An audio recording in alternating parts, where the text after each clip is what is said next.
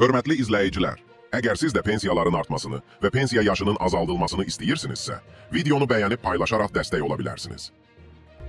Prezident İlham Əliyev Azərbaycan Respublikasında 2024-cü il üçün yaşayış minimumu haqqında qanunu imzalayıb. Gələn il yanvarın 1-dən qüvvəyə minəcək qanuna görə 2024-cü il üçün yaşayış minimumu ölkə üzrə 270 manat, əmək qabiliyyətli əhali üçün 287 manat, pensiyaçılar üçün 222 manat, uşaqlar üçün 235 manat məbləğində müəyyən edilib. Milli Məclisin İqtisadi Siyasət, Sənaye və Sahibkarlıq Komitəsinin üzvü Vüqar Bayramov qanundan irəli gələn məsələlərlə bağlı referans azda bildirib ki, 2024-cü ilin dövlət büdcəsi gələn ilin də sosial paketin dərinləşəcəyini göstərir.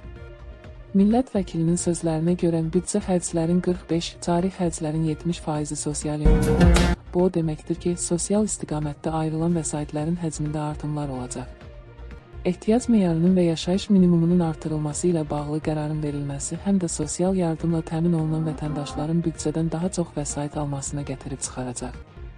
Ehtiyac meyarının məbləği 270 manata